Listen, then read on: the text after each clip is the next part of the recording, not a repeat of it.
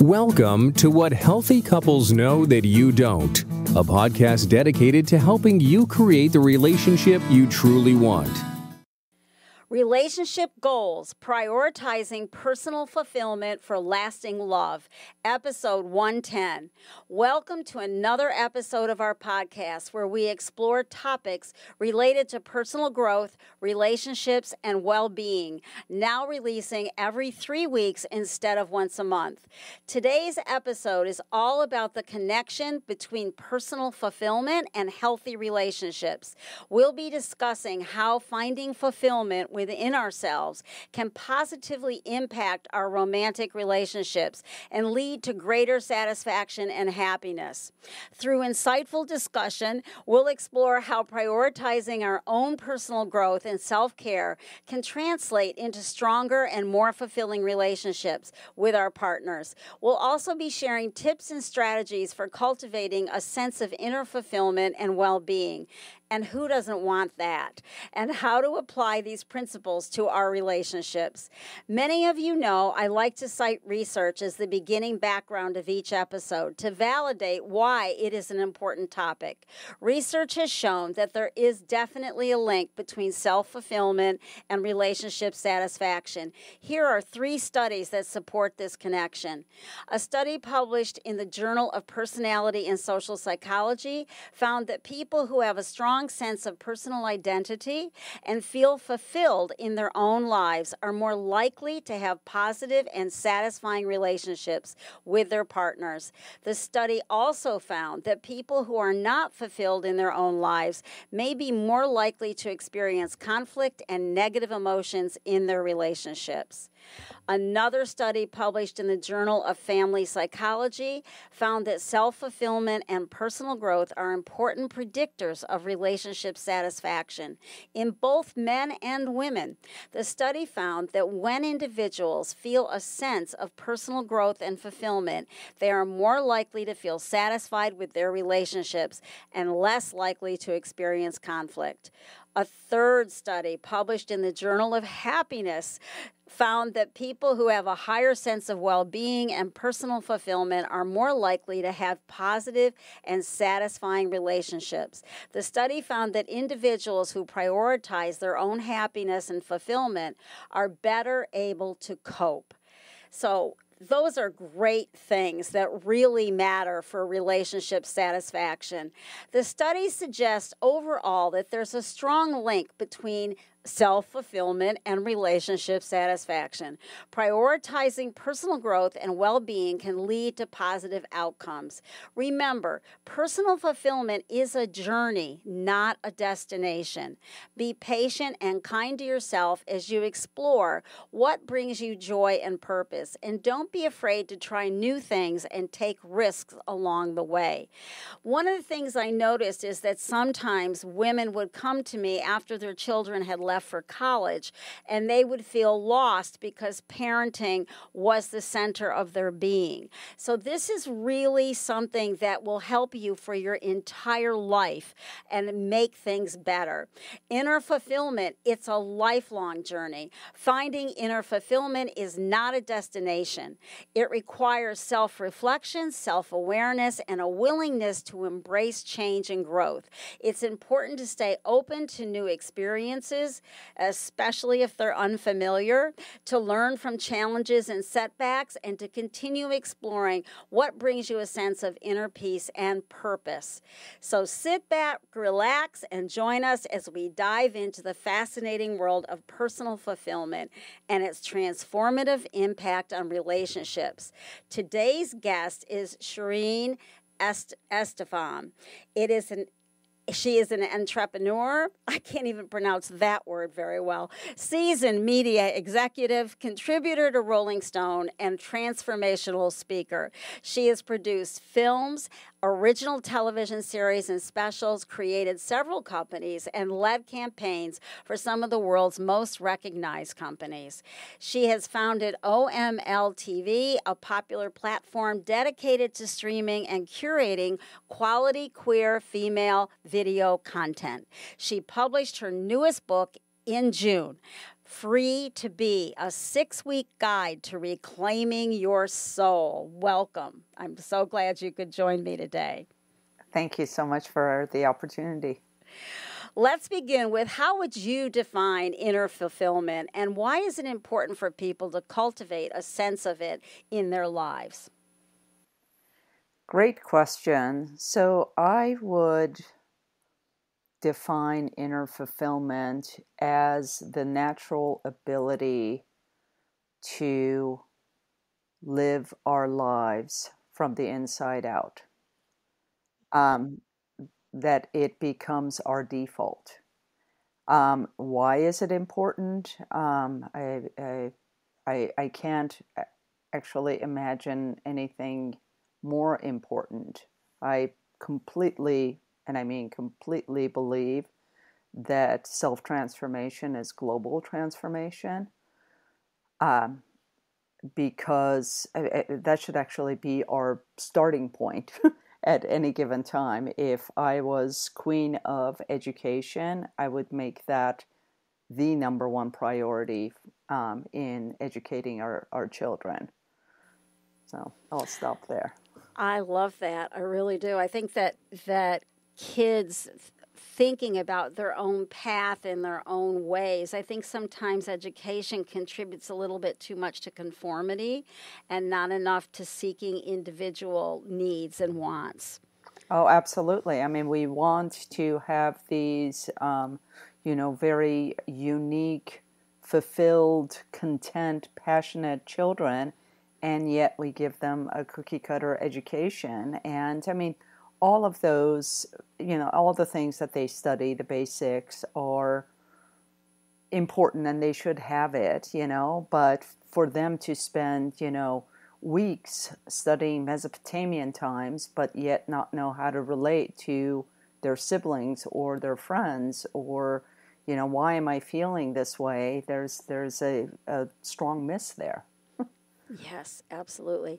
Many people struggle to find a sense of purpose or direction. Sometimes it happens in retirement, which I've been talking to a lot of people about.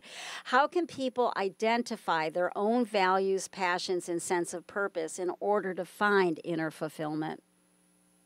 Another great question. And I actually spend the first half of my book talking about it because you hear people who are like, you have to live your passion or follow your bliss, or you hear follow your heart, which is a total misnomer, which I could talk about a little bit later. But like, most people don't know where their bliss is, how to find it. It's sort of like, look within. People look within, and it's just full of like muck and schmut and white noise. So truthfully, like, how you can't really, you sit there, even if you're ohming it out. I mean, unless you get to a place where you're truly ohming it out and meditating.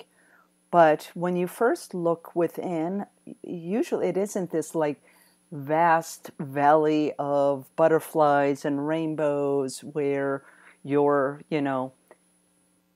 true self is sitting there, in lotus position. You know what I mean? It's just not waiting usually for you. right. So much of, and again, the first half of my book is literally undoing, unlearning, unpacking, excavating your way to your true essence, your soul. So, it takes some doing, but it is very, very possible. So it's not I don't think that it's a matter of just knowing. I think that it takes work in order to get back to our true selves, which is the work of the work of the book. Mm-hmm. Can you give one idea that my audience could do while they're waiting to buy your book? You mean as far as excavating? Actually, So the first 3 weeks are in part one, and they're detoxing the mind, detoxing the heart, and detoxing our bodies. That's the process. So again, the whole detox is the removing, the unlayering, so you can get to Yourself. yourself, your bliss. That inner sense of knowing and fulfillment, and it's, especially in this society, I think we are very, we're always looking for that kind of quick fix. And the truth of it is that there is no quick fix. I mean, it took me 6 years to figure out the process that I've condensed into 6 weeks. I truly can't condense it more than that. But if I was to say, I would just say that with week one, it's all about limiting the content that you absorb, and also truly realizing that we are not our thoughts. Finding the ability, and I offer a few different ways of doing so, of separating ourselves from our thoughts, so we truly get that we are having thoughts rather than thoughts having us. And I would say that having that aha moment alone was one of the biggest magical miracles in my process. And once you get it, much like balancing on a bike, you can't unbalanced.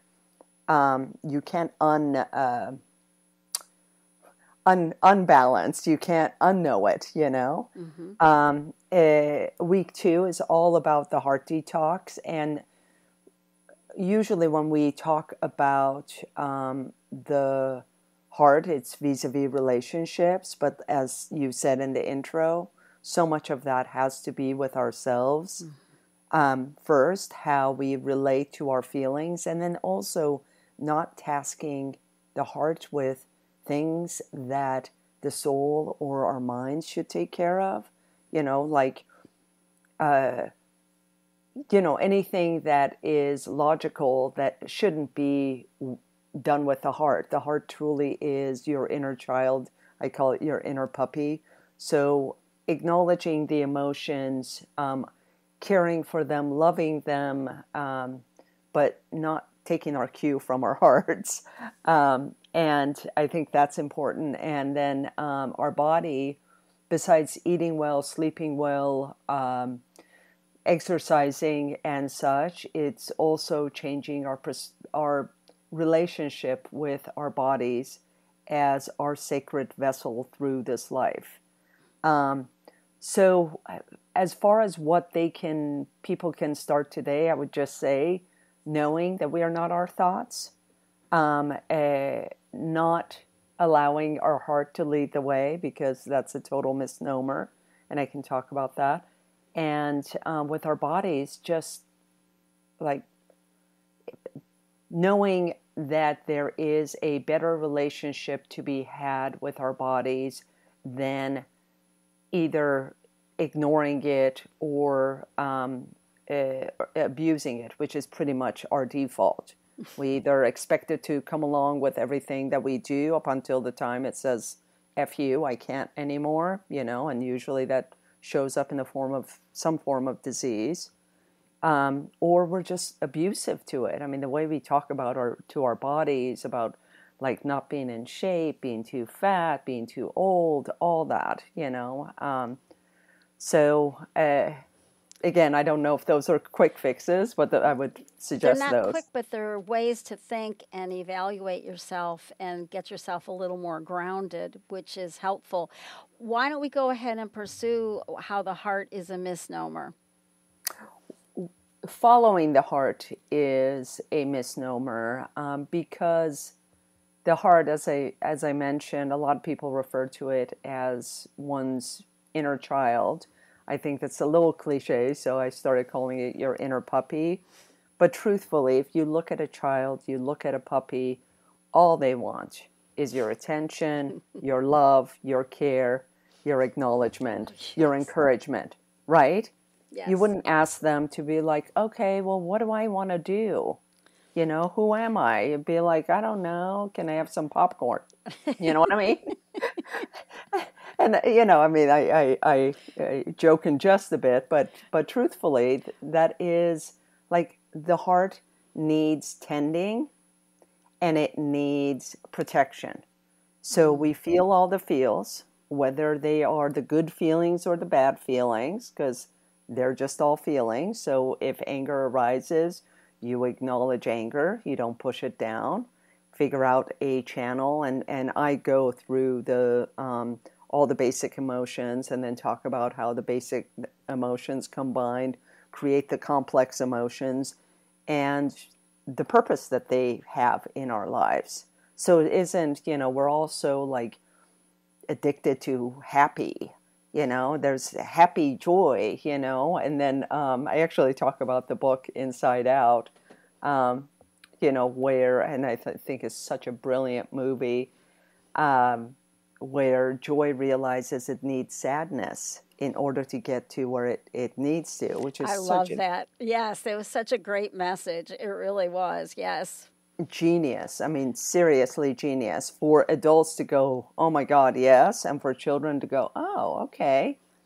That's what I mean about like changing children's perspectives in that way and Yes. acknowledging it because they're surely feeling it. Like if a child cries, it's like, oh, it's okay, and instead of minimizing, like really acknowledging the pain.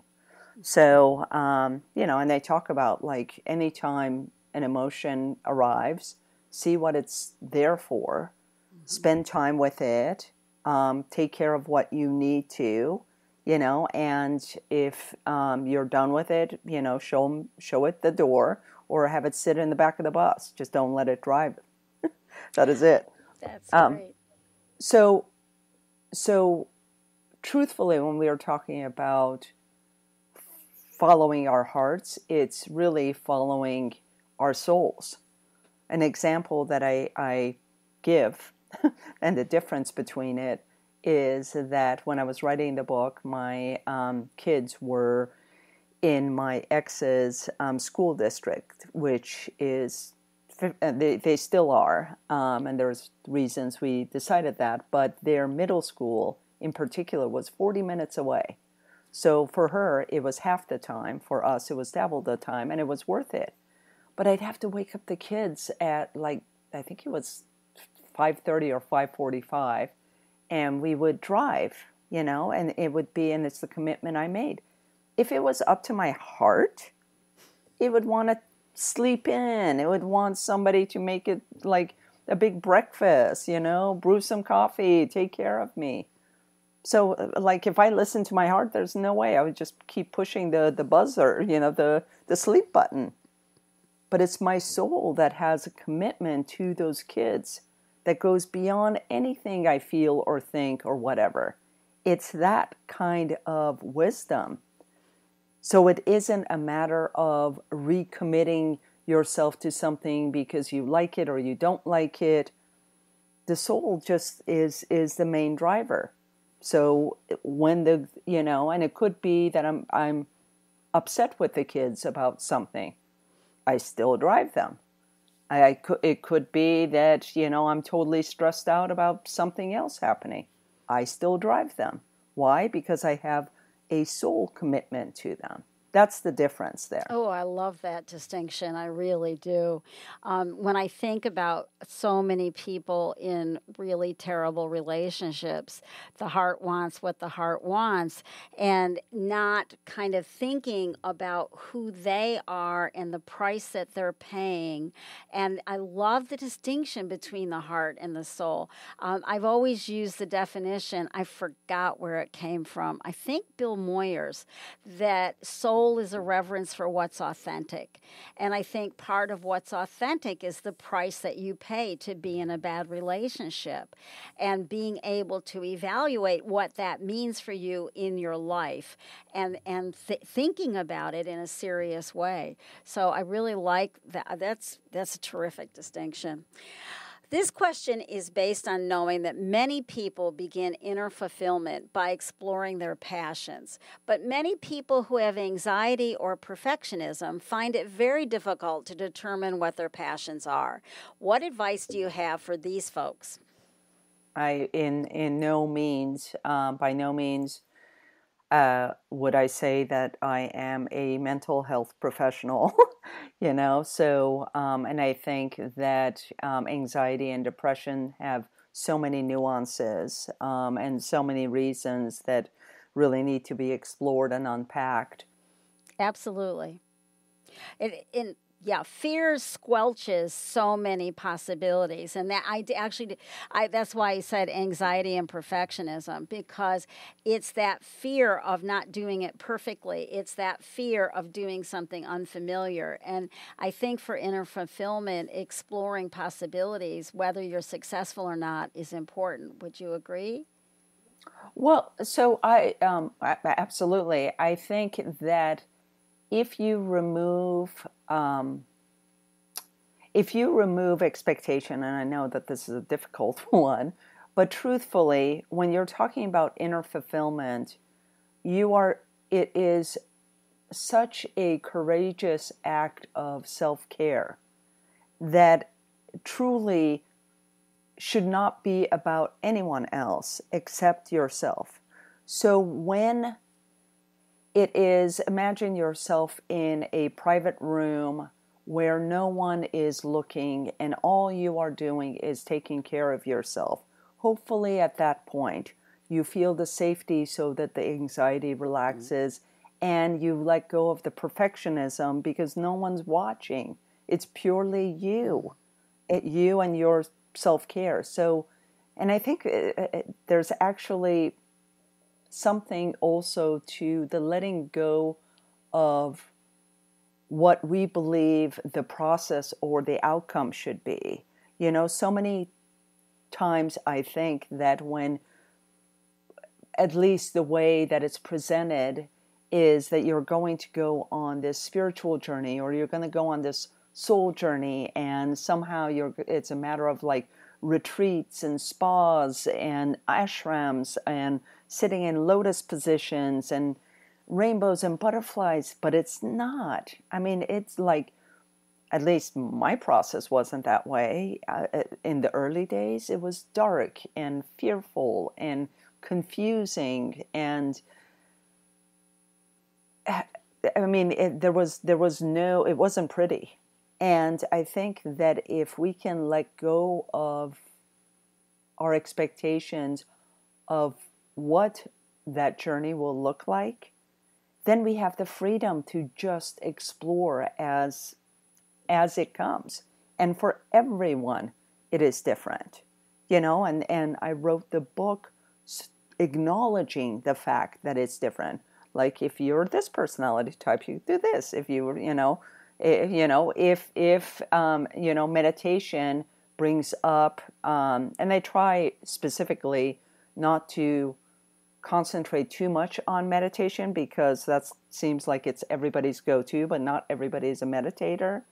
But I do say things like, if you feel that, when you are meditating, negative thoughts start kind of like dangerous negative thoughts, then definitely stop, So I think it's really important to meet yourself where you are in this process, and with that there is a tremendous amount of acceptance that needs to happen, and let go of expectations while you're doing this process. The process is purely for you, and there is no right and wrong.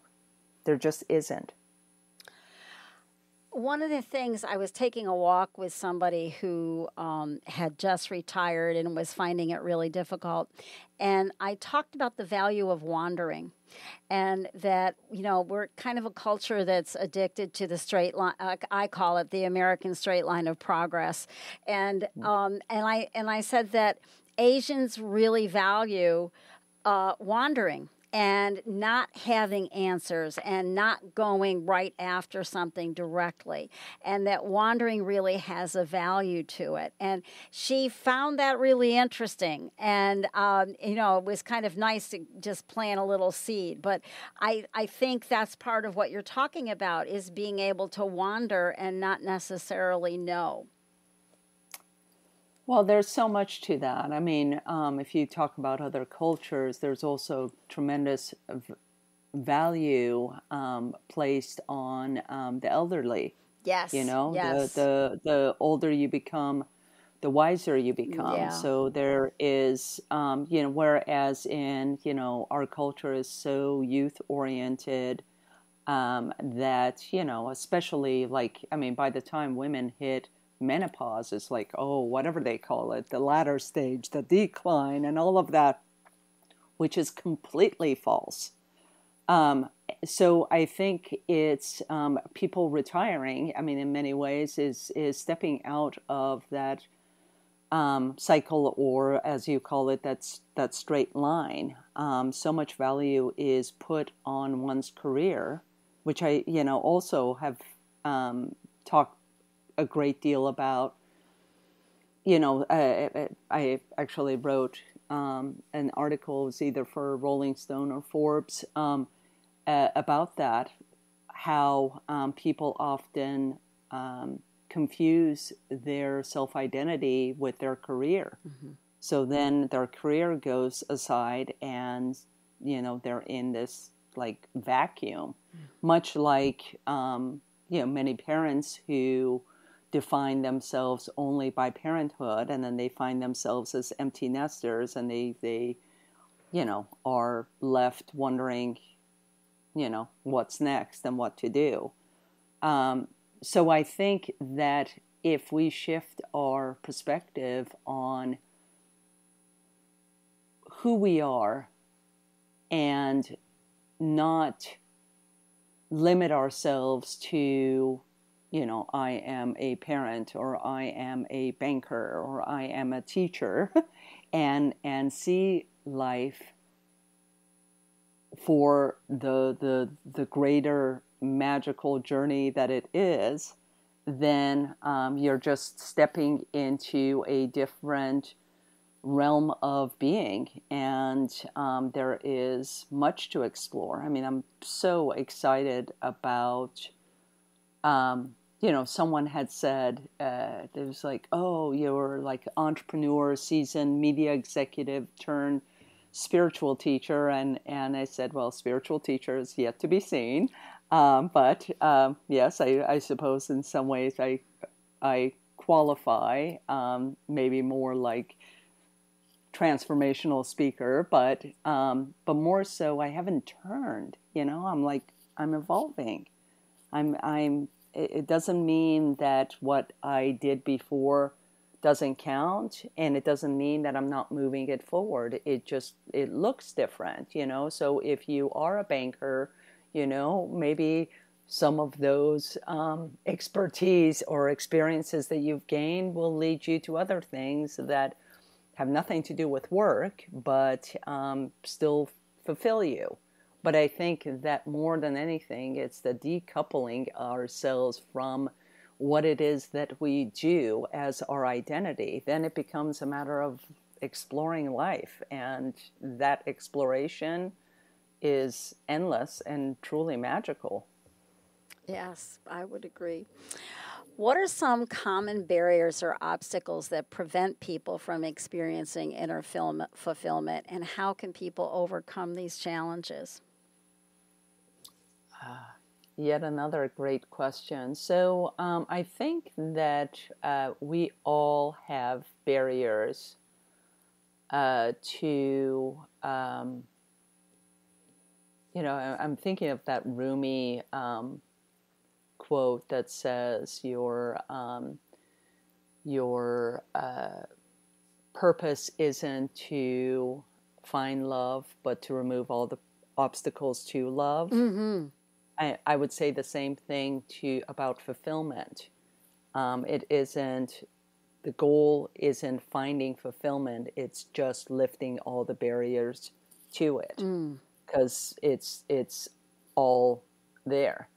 And we have, I mean, there's a lot of talk about disassociation, and now they are more research is coming out, and I love the fact that you mix research and self growth, because I do too in the book.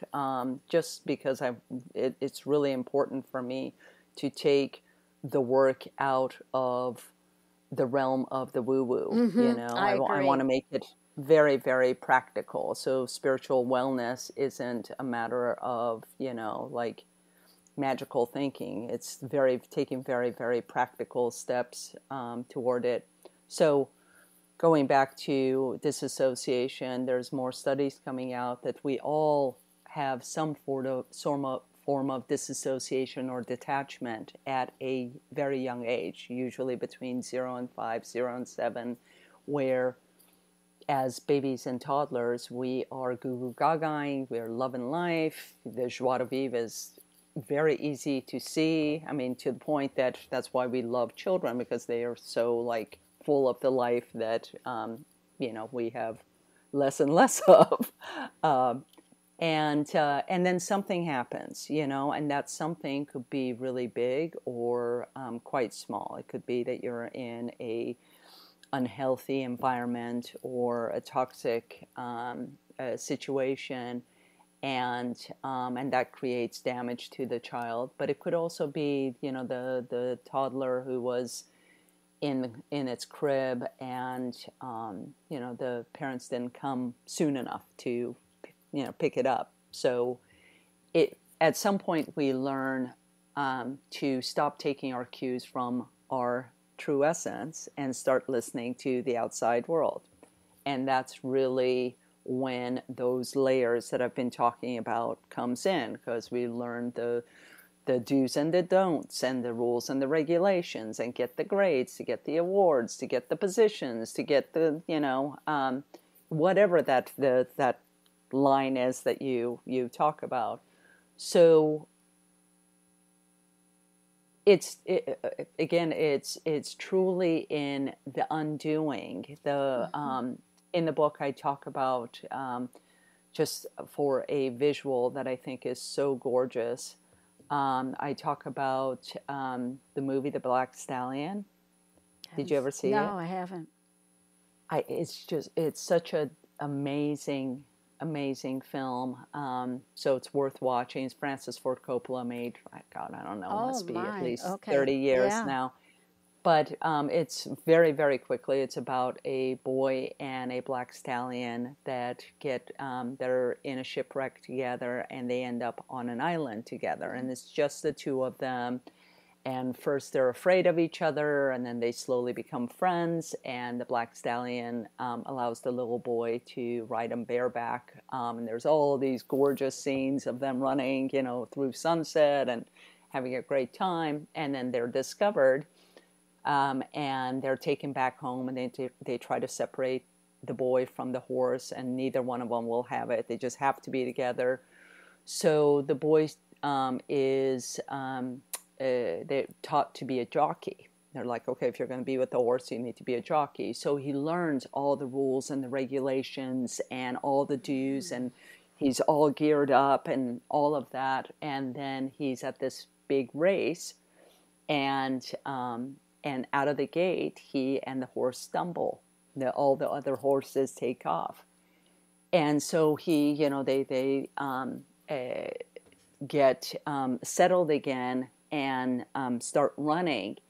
And as they're galloping, you watch the boy, like there's this close-up, and I get chills talking about it every time. You can see the boy processing, and as he's doing it, he starts taking off everything that they have put on him. The helmet, the goggles, the whips, the shirt, like all of it. And he starts riding the horse the way he did on the island. And that is my entire book. You know what I mean? Yes, I do. Yes. It's the doing away, and there's week 4, which we could talk about. is in the book is all about play. So like once you have been able to get back in touch with the true essence, going back all of those years and layers and white noise, just clearing the way, then it's like, oh, there I am. Thank you for finding me. What do you do with it? And so I spent a whole week talking about play because I'm a huge play advocate. Mm-hmm. And truthfully, that boy and that horse on that beach had absolute connection and clarity, and all they were doing was living their joy, being together. And that is it. Well, you're the first guest to bring up a movie, and that's usually something I talk about when I do my own monologues. I'm a big movie person. I can't believe it's one I haven't seen, so I'm delighted to look forward to it. I will find it and watch it tonight. But what a wonderful description, getting rid of all of those things. I don't think I've ever heard anybody talking about it like that, and I think it just makes so much sense. My mother's mental illness really helped relieve me because she didn't care. One of her symptoms was not to care about outside opinions. And I actually had to learn how to fit in for my own personal therapy because I was very free. But I really like that. And I think the strength of listening to yourself and not being bogged down by other people's ideas is just an incredibly important distinction that I don't hear often enough, really. Well, thank you. And I just want to add to that in the book, I really emphasize the fact that our spiritual practice, much like choosing a diet that works for us, figuring out our sleeping patterns, seeing a therapist regularly, going to the gym or some form of workout, it's not here and there. To reap the benefits of any of those things that I just mentioned, it has to be integrated, it has to be practiced, it has to be in the here and now.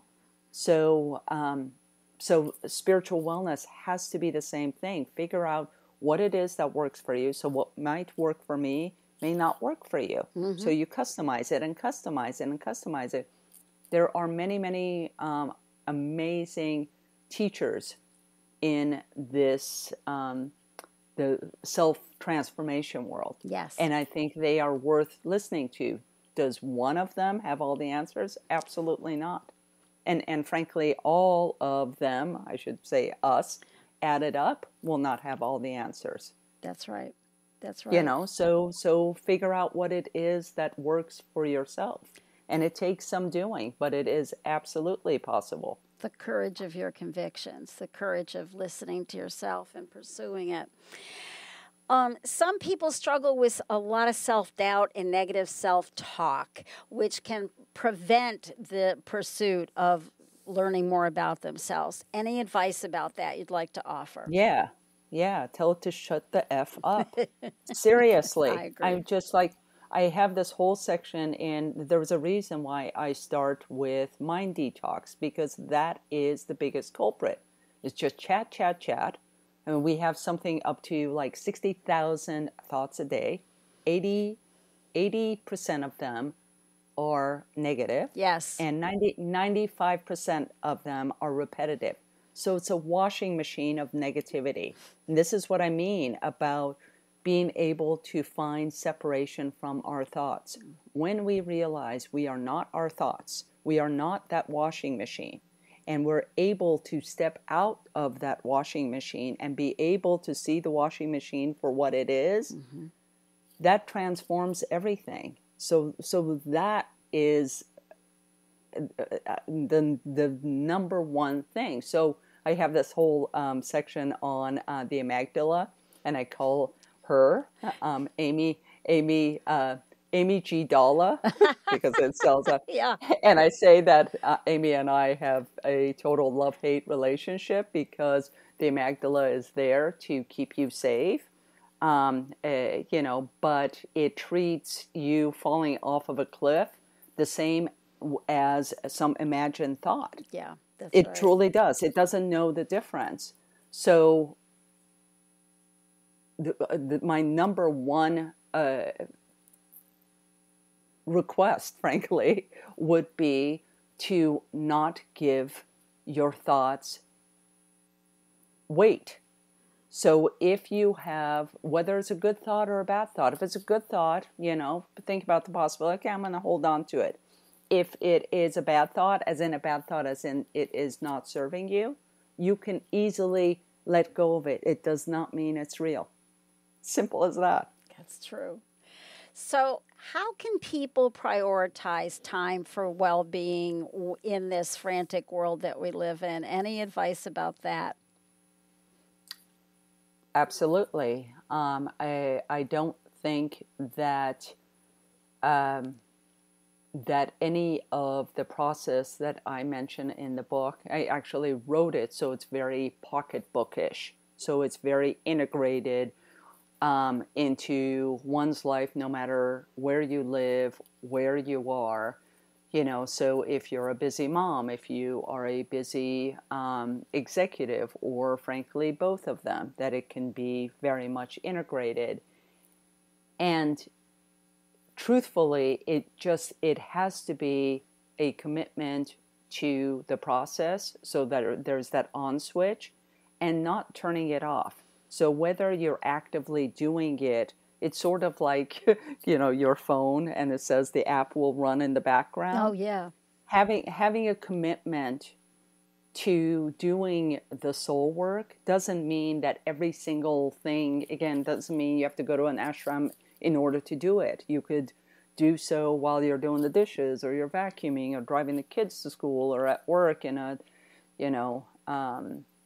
stressful situation, whatever it is. And it is a way of walking through life. I just had another visual which I think would help. I don't know if you saw the latest Wonder Woman. Yes. But I mean, and of course she's gorgeous, yes. and all of that. But there's this one scene where she's walking through a battlefield, and there's all these things blowing up around her, and she's just walking gracefully right through. And that is life. It doesn't mean that everything else is just, life is super, super difficult and challenging. And for all we know, it will continue to be that way. It's how you move through it. That is it. How you move through it. I have a little plastic figure of Wonder Woman with a little plastic figure of Ruth Bader Ginsburg, and they stand next to each other. Amazing. So, any last tips or advice you'd like to offer my audience today? I really wish people an amazing soul journey. Like I truthfully cannot think of a better way to gift yourself and those you love and the world. Truthfully, just because I just had a book launch celebration, and we did a Q&A, and I found myself saying that I've never met anyone who's done the work of soul work, which I believe is so courageous, has done it authentically, and is an asshole. It truly, the process takes the asshole out of us, because it does away with our ego, because that's where it's all based. So that's my tip. If you want the world to, I mean, it's so cliche to start with ourselves, but I mean, once you do the work of the work, you see why, Please tell us where we can learn more from you, and remind us of the name of your book. Yes, so the book is out now. It's called Free to Be, a 6-week guide to reclaiming your soul. It's on many platforms. Amazon and Barnes & Noble are probably the easiest, but do check your independent bookstores because I'm distributed by Simon & Schuster, and I'm really pushing them to be in as many indie bookstores as possible. Anything related to me as a transformational speaker or the book is in my name, ShireenEtasom.com. On social, I'm also Shireen Etasom. So find me, reach out to me. If it's in your heart, please buy the book.